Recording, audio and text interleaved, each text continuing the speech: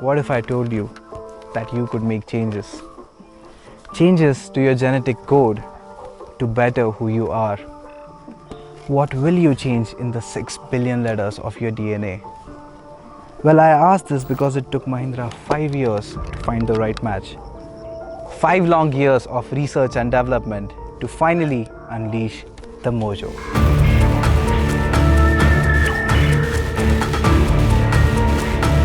First indigenous 295cc liquid-cooled motorcycle from the only Indian manufacturer who competes in the Moto3 World Championship, the stepping stone to MotoGP. Well, I'm not too sure what to make of it. I mean, there's a lot to like in this bike. I love some of the individual elements such as the LED tail light, the fat Pirelli tire, the stubby dual exhaust, and the beefy inverted forks. But when I step back and look at it as a whole, it just doesn't come together for me. I mean, it will turn heads, no doubt about that, but more so for its unconventional looks, which according to me is a mismatch of sorts. In fact, the design serves almost as a visual representation of the quandary that the bike is.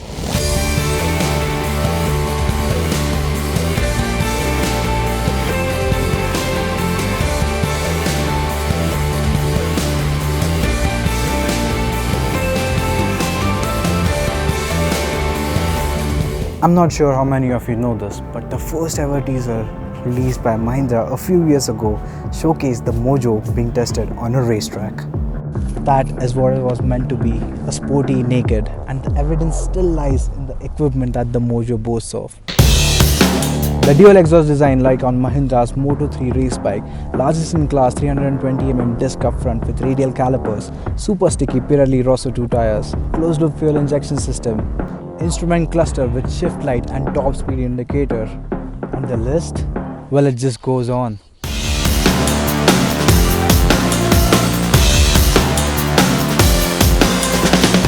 But midway in its development, Mahindra decided to alter its genetic code from sport to touring. So the inverted forks and the monoshock were tweaked to have a travel of 143mm. The wheelbase became longer than the Kawasaki H2. The tank capacity was increased to 21 liters, pushing the weight of the bike close to 186 kgs. And despite having DOHC setup, the engine revs were restricted to 9000 RPM and the transformation was complete. And to be fair, the changes work. The sacrifice top end has given way to highest in class torque, 30 Newton meters coming in at just 5500 RPM, all delivered in a smooth linear fashion. Courtesy the brilliant fueling on this bike. That's enough juice to see you cruise effortlessly even in the tall 6th gear. Although you won't mind shifting gears as the gearbox is well weighted and precise. The reduced load on the engine keeps the vibes at bay across the meat of the power band. The cooling system works really well, keeping the engine temperature in check. And the suspension tweaks deliver outstanding ride quality on the Mojo, which is easily the best in class. But if you are looking at long hours in the saddle, this is still a naked, which means there is no wind protection.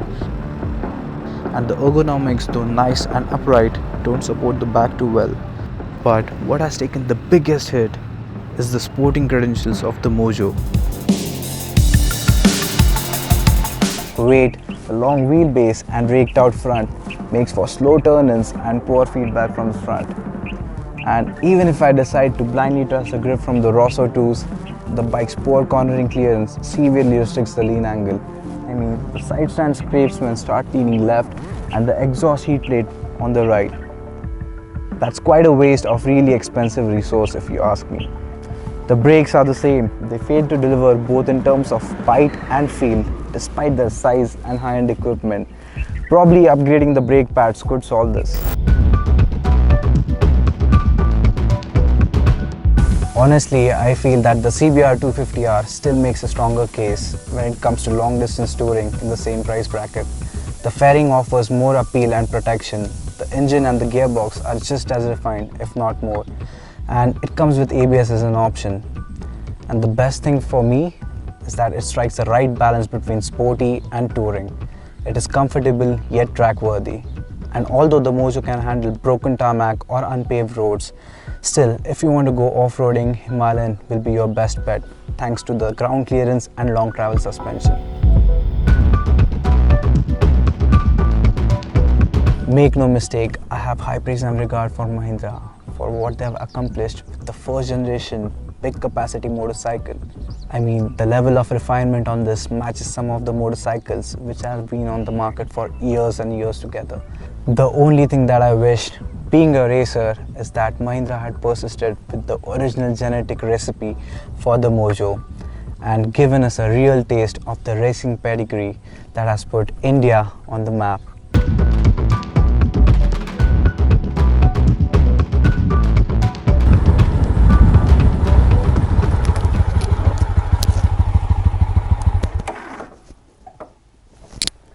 Oops.